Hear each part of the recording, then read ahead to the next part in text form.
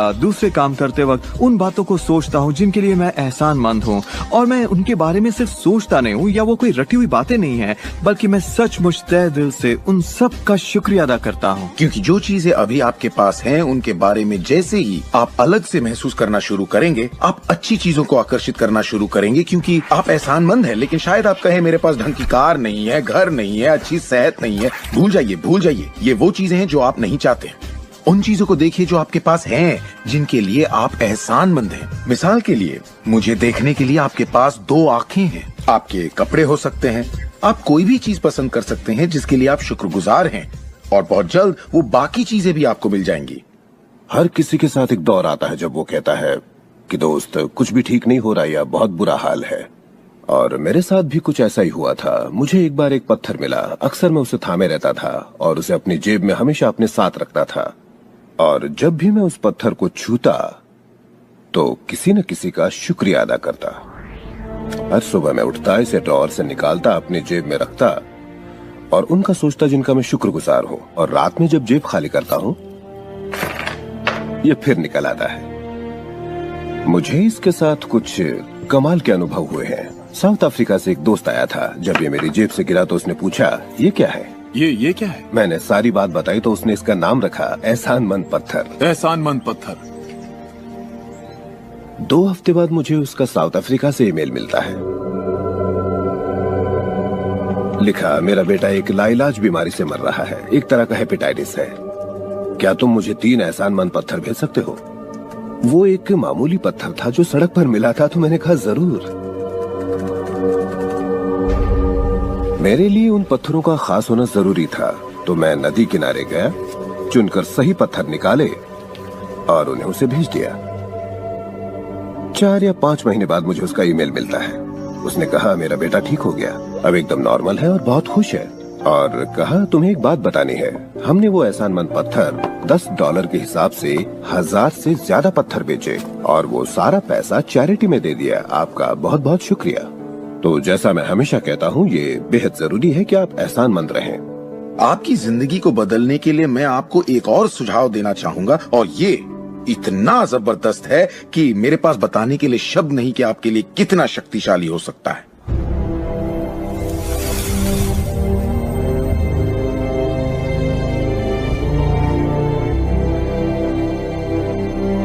मैंने visualisation process को Apollo programme से लिया है और उसे 1980 और 1990 के ओलंपिक प्रोग्राम में इस्तेमाल किया है। इसका नाम है विजुअल मोटर रिहर्सल।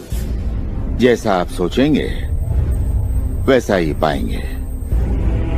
और दिमाग के बारे में दिलचस्प बात यह है कि जब हमने आधुनिक बायोफीडबैक उपकरण के तार ओलंपिक खिलाड़ियों के साथ जोड़े और उनसे कहा कि दिमाग में ही अपनी रेस दौड़िए, उसी तरह जैसे आप ट्रैक पर दौड़ते हैं। हैरत अंगेज रूप से उनकी मांसपेशियां उसी क्रम में फड़क रही थी जैसा कि उनके ट्रैक पर दौड़ने से होता है, मानो वे ट्रैक पर ही दौड़ रहे हो। ये कैसे मुमकिन है? क्योंकि दिमाग ये भेद नहीं कर सकता कि आप ये वाकई कर रहे हैं या सिर्फ ऐसा सोच रहे हैं। मेरे ख्याल से दिमाग जो सोचता है वही शरीर करता है। जब आप तसव्वुर करते हैं, जब आप उस तस्वीर को अपने दिमाग में चलाते हैं, तो सिर्फ और हमेशा उसके आखिरी नतीजों के बारे में सोचें।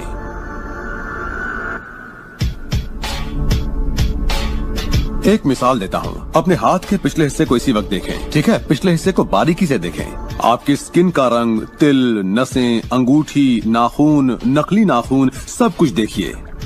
इसके बाद अपनी आंखें बंद कीजिए और सोचिए कि आपके हाथ, आपकी उंगलियां, आपकी चमचमाती नई कार की स्टीयरिंग को थामे हुए हैं।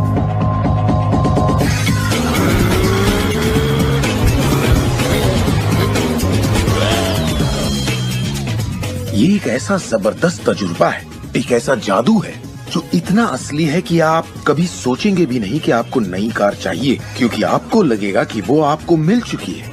सिर्फ तसव्वुर करने से या विचारों से नहीं बल्कि एहसास से आकर्षण पैदा होता है। बहुत से लोगों को लगता है कि सिर्फ सोच का पॉजिटिव होना या अपनी ख्वाहिशों का तसव्वुर करना ही इस मामले में काफी है, पर यकीन मानिए इन सब के साथ समृद्धि, प्यार और खुशी का एहसास न हो तो आकर्षण की शक्ति किसी भी हालत में आपके अंदर पैदा हो ही नहीं सकती। यहीं पर ये रहस्य वास्तव में अपना काम शुरू करता है। आप अपने आप को एहसास की स्थिति में देखें कि आप वाकई उस कार में हैं, ना कि काश मैं वो कार ले पाता या एक दिन मैं वो कार लूंगा, क्योंकि ये उससे जुड़ा हुआ एक निश्चित एहसास है।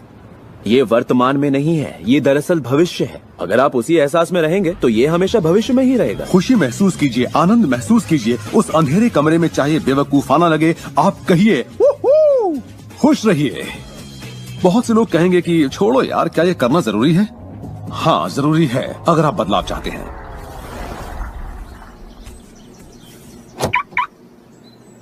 आपका ये एहसास और अंतर मन से देखना सारे के सारे बंद दरवाजे खोल देगा, जिनमें से पूरी सृष्टि की शक्ति व्यक्त होना शुरू हो जाएगी। ये शक्ति क्या है मैं नहीं जानता, इतना जानता हूँ कि ये मौजूद है। हम सोचते हैं कैसे होगा। इस कैसे का जवाब हमें ढूंढना नहीं है, इसका जवाब हमारे विश्वास और लगन में है। इस कैसे की पूरी जिम्मेदारी सृष्टि की है। वो जानती है कि आपके और आपके सपने के बीच सबसे छोटा, सबसे तेज और तालमेल वाला रास्ता कौन सा है। अगर आप सब सृष्टि के हवाले कर दें तो उससे मिलने वाले नतीजों से यकीन मानिए आप हैरान रह जाएंगे। जादू और चमत्कार इसी दुनिया में तो होते हैं।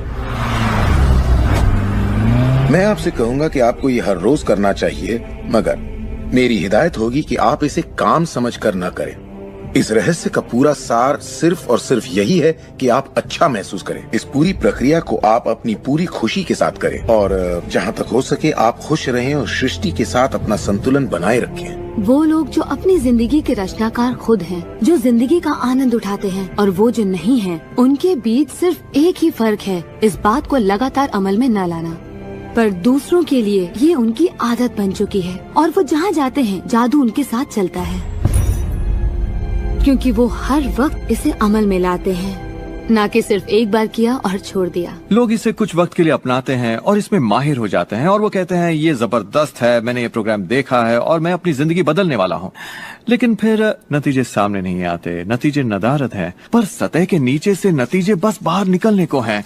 और कोई सिर्फ सतह को देखकर कहता है ये सब बेकार है, तो पता है सृष्टि क्या कहेगी? आपकी ख्वाहिश मेरा हुक्म है, और ये नीचे चली जाएगी।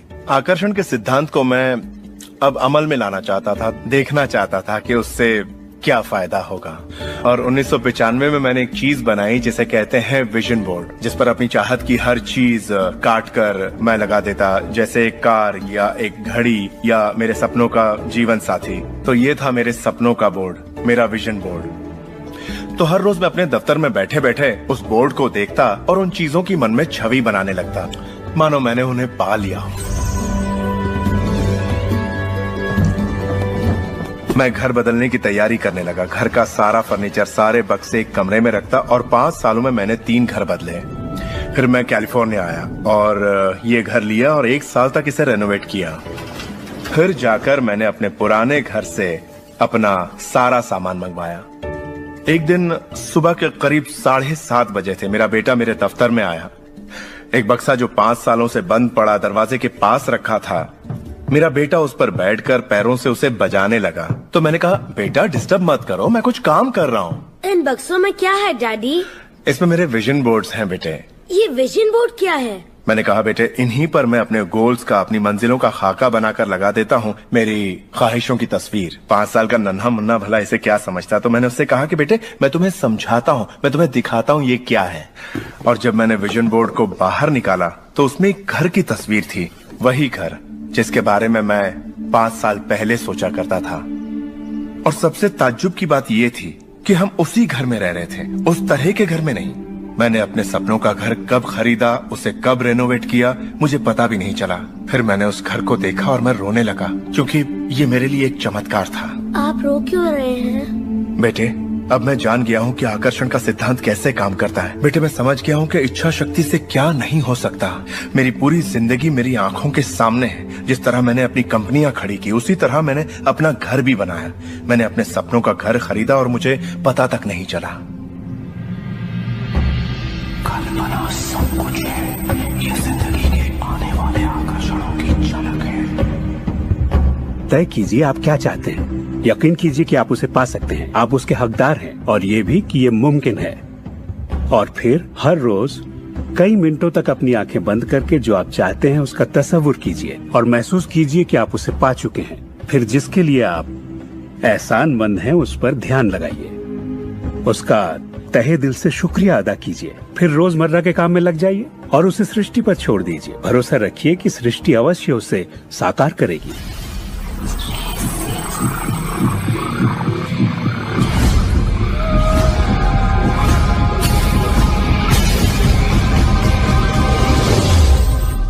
ये रहस्य यकीनन मेरे लिए एक बदलाव का जरिया है, क्योंकि मेरे डैड एक नेगेटिव इंसान थे। उन्हें लगता था रईस लोग बुरे होते हैं, लोगों का खून चूसते हैं, उन्हें सताते हैं, या जो भी पैसे वाला है उसने जरूर किसी को धोखा दिया होगा। तो पैसे के मामले में मेरी एक राय बन गई थी कि अगर आपके पास ये है तो ये आपको बुरा बना देगा। डैड हमेशा कहते कि पैसा पेड़ पर नहीं उगता, और उनकी फेवरेट लाइन थी, तुम्हें मैं अरबपति दिखाई देता हूँ क्या? तो मैं यही मानता था कि जिंदगी मुश्किल होती है, बड़ी मेहनत करनी पड़ती है। लेकिन जब मैं W. क्लेमेंट स्टोन से मिला तो मेरी सोच, मेरी जिंदगी जैसे बदल गई। इंसान का दिमाग जो भी विचार कर ले उसे पा सकता है। स्टोन के साथ था तब उन्होंने कहा था, तुम अपने लिए अपनी उम्मीद से बड़ा कोई मुकाम तय करो और मैं तुम्हें सिखाऊंगा कि तुम उस मुकाम को किस तरह हासिल कर सकते हो। उन दिनों मैं साल में तकरीबन $8,000 कमाया करता था। पता नहीं क्यों मैं एक ऐसी रकम चाहता था जो कुछ ठोस हो। तो मैंने कहा मैं साल में $1,00,000 कमाना चाहता हूँ। मैं नहीं जानता था कि ये कैसे होगा, ना तो कोई प्लान था ना ही कोई जरिया, मगर मैंने कहा मैं ये मानूंगा कि मुझे इस पर यकीन है, मैं यही मानूंगा कि ये सच है, सृष्टि पर छोड़ दूंगा। और मैंने यही किया। और उन्होंने मुझे एक बात सिखाई थी कि मैं आंखें बंद करके ये तसव्वुर करूं कि मुझे सचमुच अपनी मंजिल मिल गई है। तो मैंने $1,00,000 का एक नोट बनाकर उसे कमरे की छत पर चिपका दिया और सुबह उठते ही मेरी नजर उस नोट पर पड़ती और वो मुझे याद दिलाता कि यही मेरा मुकाम है। और फिर मैं आंखें बंद करके तसव्वुर करता कि मैं सालाना $1,00,000 कमा रहा हूँ। तो दिलचस्प बात यह है कि 30 दिनों तक कुछ खास नहीं हुआ। ना तो कोई जबरदस्त प्लान ही सूझा, न ही कोई मुझे ज्यादा पैसे दे रहा था। और इस $1,00,000 वाले आइडिया के 4 हफ्ते बाद अचानक एक दिन जब मैं नहा रहा था तब ये बात मेरे दिमाग में आई। मैंने एक किताब लिखी थी। मैंने सोचा अगर मैं 25 सेंट के हिसाब से 4 लाख किताबें बेचता हूँ तो $1,00,000 तो हो जाएंगे। अब किताब तो थी, मगर ये ख्याल कभी नहीं आया। और मेरे ख्याल से एक रहस्य ये भी है कि जब प्रेरणा मिले तो उस पर विश्वास करो और अमल करो। मैं नहीं जानता था ये कैसे होगा, कैसे किताब की 4 लाख प्रतियां बेचूंगा, कभी किया ही नहीं था। और फिर मेरी नजर सुपरमार्केट में नेशनल इंक्वायरर पर पड़ी। मैंने उसे हजारों बार देखा होगा, मगर कहीं छिपा सा था और अचानक ही उछलकर सामने आ गया। और मैंने सोचा वाह, अगर लोगों को मेरी किताब का पता चल जाए तो 4 लाख प्रतियां तो देखते देखते बिक जाएंगी। उसके 6 हफ्ते बाद मैंने हंटर कॉलेज में एक लेक्चर दिया जहाँ 600 टीचर्स थे। वहीं एक मोहतरमा मुझसे मिली। लेक्चर बहुत अच्छा था, आपका इंटरव्यू लेना चाहती हूँ, ये मेरा कार्ड है। आप किसके लिए लिखती हैं? मैं फ्रीलांसर हूँ, मगर मेरे आर्टिकल्स नेशनल इंक्वायरर में भी छपते हैं। मेरे दिमाग में मानो घंटियां बजने लगी, टन टन टन टन टन। मैंने कहा ये तो बात बन गई। तो वो आर्टिकल छपा और किताबों की बिक्री शुरू हो गई। असल बात यह है कि मैं इन सारी चीजों को अपनी जिंदगी में आकर्षित कर रहा था, जिसमें ये मोहतरमा भी थी। बहरहाल कहानी का सारांश ये है कि उस साल मैं पूरा $1,00,000 तो नहीं बना पाया। मैंने $92,327 बनाए। आपको क्या लगता है हम कहने लगे कि ये रहस्य काम नहीं करता? नहीं, हमने कहा ये तो कमाल का है। मेरी पत्नी ने पूछा इससे $1,00,000 बनते हैं तो क्या 10 लाख भी बन सकते हैं? मैंने कहा पता नहीं, लगता तो है, कोशिश करके देखते हैं। मेरे पब्लिशर ने मेरी पहली किताब chicken soup for the soul के लिए एक चेक लिखा। वो रॉयल्टी चेक था। उसने दस्तखत में एक मुस्कुराता चेहरा बनाया, क्योंकि उसने तब तक 10 लाख का चेक नहीं बनाया था।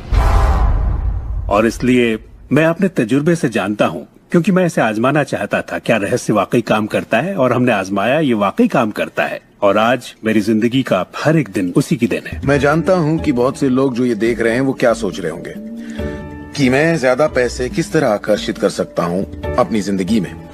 ये हरे नोट कहाँ से आएंगे, मैं ज्यादा दौलत कैसे कमा सकता हूँ। जब मुझे अपना काम पसंद है तो क्रेडिट कार्ड के कर्जों से कैसे निपटे, और ये एहसास कि मेरी आमदनी उतनी ही रहेगी क्योंकि ये सिर्फ मेरी नौकरी पर निर्भर है, मैं और कैसे कमाऊं। इरादा कीजिए, इस पूरे रहस्य के बारे में हम जो भी बातें करते आ रहे हैं ये उनमें से ही एक है। आपका काम है ऐलान करना कि आप सृष्टि के मेन्यू कार्ड से क्या चाहते हैं। अगर नकदी उनमें से एक है तो कहिए आप कितना चाहते हैं। मैं चाहता हूं कि मुझे 30 दिनों के अंदर अचानक ही $25,000 मिल जाएं, या जो भी रकम आप चाहें, पर उस पर आपको यकीन होना चाहिए। बहुत से लोग कर्ज से छुटकारा पाना चाहते हैं, वो आपको हमेशा कर्ज में रखेगा। आप जो सोच रहे हैं आकर्षित कर रहे हैं, आपको लगेगा ये कर्ज मुक्ति है, इससे फर्क नहीं पड़ता कि ये क्या है। कर्ज सोचेंगे तो कर्ज ही आकर्षित करेंगे।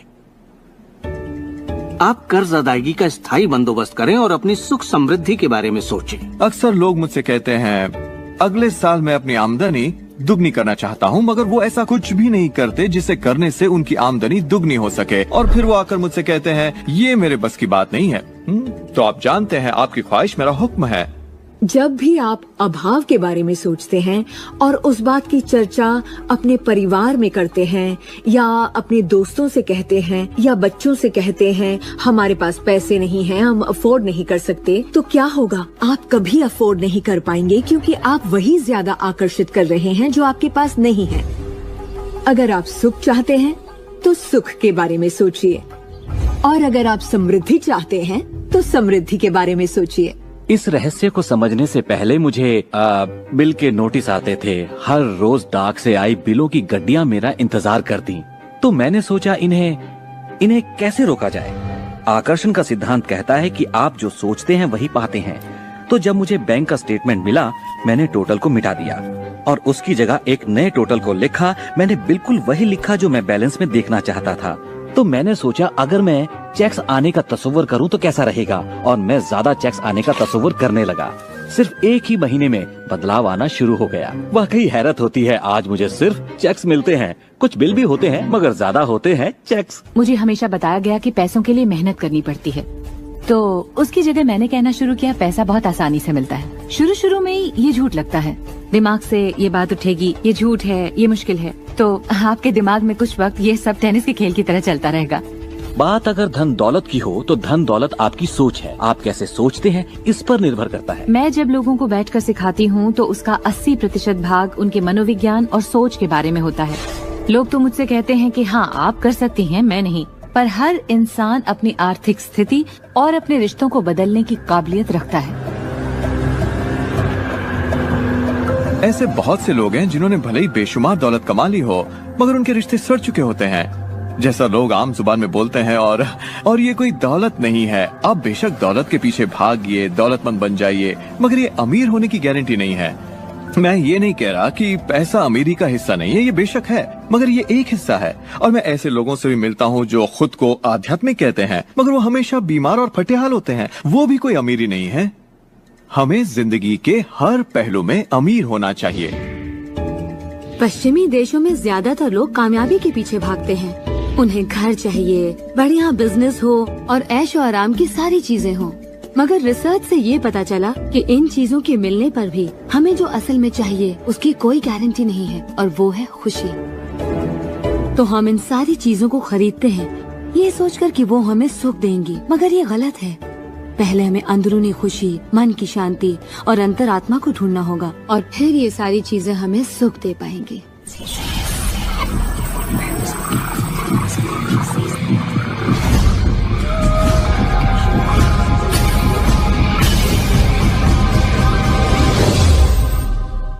मेरे लिए रहस्य का मतलब ये है कि हम खुद अपनी सृष्टि के रचनाकार हैं, और हर वो ख्वाहिश जिसकी हम रचना करना चाहते हैं हमारी जिंदगी में प्रकट होगी। तो ये जानना बेहद जरूरी है कि आपकी ख्वाहिश क्या है, आपके विचार, आपके एहसास क्या हैं, क्योंकि वे प्रकट होंगे। अब एक दिन मैं किसी के घर मिलने गई। वो किसी मशहूर फिल्म प्रोड्यूसर की यहाँ आर्ट डायरेक्टर था। उसने हर कोने में एक लड़की की तस्वीर लगा रखी थी, एक खूबसूरत लड़की की। जिसका अंदाज कुछ ऐसा था मानो कह रही हो हाँ मैं तुम्हें नहीं देख रही, तुम तो यहाँ हो ही नहीं। तो मैंने कहा लगता है आपके रोमांस में कुछ गड़बड़ है। आप भविष्य वगैरह देखती हैं क्या? नहीं, मगर देखिए सातों जगह सिर्फ एक ही लड़की की तस्वीर है। मुझे पसंद जो है इसे मैंने ही पेंट किया है। ये तो और बुरा है, मैंने कहा, क्योंकि आपने अपनी पूरी रचनात्मकता इसमें डाल दी है। वो एक खूबसूरत नौजवान था, उसके चारों ओर एक्ट्रेसेस होती थी क्योंकि वो ऐसे ही पेशे में था, मगर उसकी जिंदगी में रोमांस नहीं था। मैंने पूछा आप क्या चाहते हैं? मैं हफ्ते में 3 लड़कियों को डेट करना चाहता हूँ। ठीक है, अपने साथ 3 लड़कियों को पेंट करिए और उन्हें हर कोने में लगा दीजिए।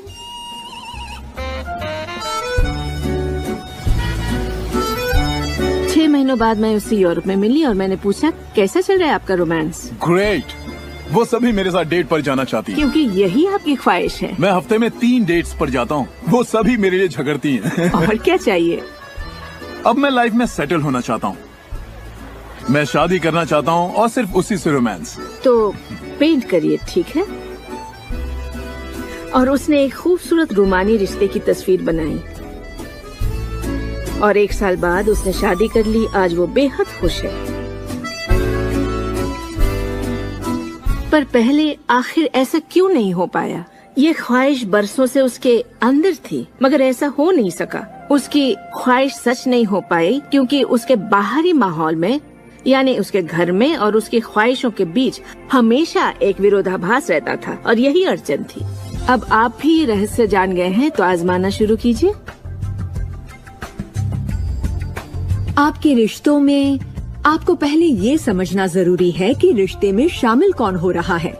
अपने साथी को नहीं बल्कि अपने आप को समझना होगा। आप किसी दूसरे से कैसे उम्मीद करेंगे कि उसे आपकी संगत अच्छी लगेगी जब आपको खुद की संगत अच्छी नहीं लगती? तो आकर्षण का सिद्धांत या रहस्य इसी बात को अपनी जिंदगी में लाने के बारे में है। इसे आप अच्छी तरह से समझ लीजिए। एक सवाल है जिस पर आप गौर फरमाएं कि आप अपने आप से वैसा ही बर्ताव करते हैं जैसा आप दूसरों से अपने लिए उम्मीद करते हैं। आप अपना समाधान खुद बनिए। ये नहीं कि तुम्हें मेरा उधार चुकाना है, तुम्हें ज्यादा देना होगा, इसके बजाय खुद को ही ज्यादा दीजिए। अपने आप को देने के लिए वक्त निकालिए। मानो अपने आप को आप इतना भर रहे हो कि जब वो छलके तो दूसरों को दे सके। अपने सभी अफेयर्स में मैं अपने साथी से उम्मीद करती कि वो मुझे खूबसूरत कहे, क्योंकि मैंने अपनी खूबसूरती नहीं देखी। जब मैं बड़ी हो रही थी तो मेरे फेवरेट हीरोज या यूं कहे हीरोइंस थी, बायोनिक वुमन, वंडर वुमन या चार्लीज एंजल्स। वो सभी गजब दिखती थी, पर मैं नहीं। तब तक नहीं जब तक मैं खुद को पसंद ना करने लगी। मेरा रंग, मेरा चेहरा, मेरी नजाकत, मेरे घुंघराले बाल। और जब मैंने अपनी खूबसूरती पर नाज करना शुरू किया तब बाकी सभी लोग भी मुझे पसंद करने लग गए। आपके अंदर एक जबरदस्त खासियत है। पिछले 44 वर्षों से मैं खुद को परख रहा हूँ। मैं खुद को चूमना चाहता हूँ। आपको खुद से प्यार करना होगा। मैं घमंड की बात नहीं कर रहा। मैं चाहता हूँ आप सिर्फ अपने आप को इज्जत दें। खुद से प्यार करेंगे तभी दूसरों से प्यार होगा। रिश्तों में हम दूसरों के बारे में शिकायत करने के आदी हो जाते हैं। दफ्तर में लोगों के साथ काम करना मुश्किल है। मेरे पति मुझे पागल कर देते हैं। मेरे बच्चे बेहद आलसी हैं। हमेशा दूसरों की बात होती है। मगर रिश्तों की कामयाबी के लिए हमें ये देखना होगा कि दूसरों में क्या अच्छाई है, ना कि उनमें क्या बुराई है। जब हम किसी की बुराई करते हैं तो हमें सिर्फ बुरा ही दिखता है।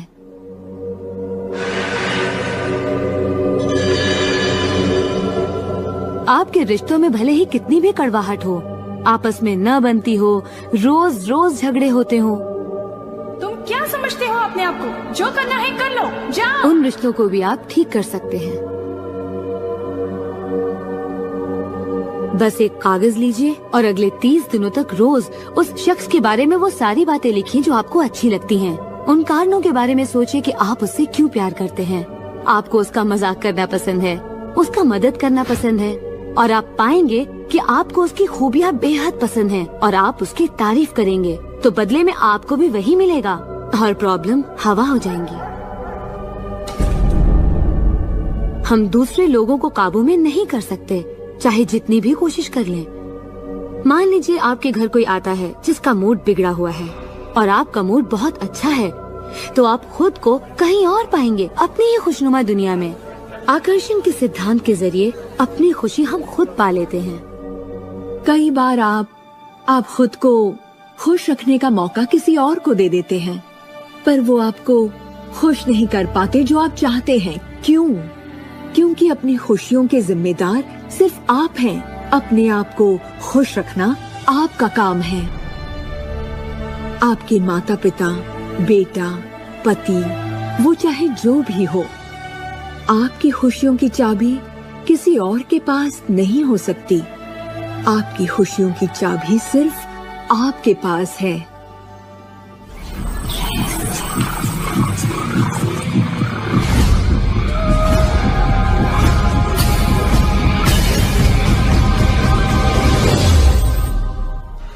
ये जान लेना जरूरी है कि हमारा शरीर वास्तव में हमारे विचारों का परिणाम है।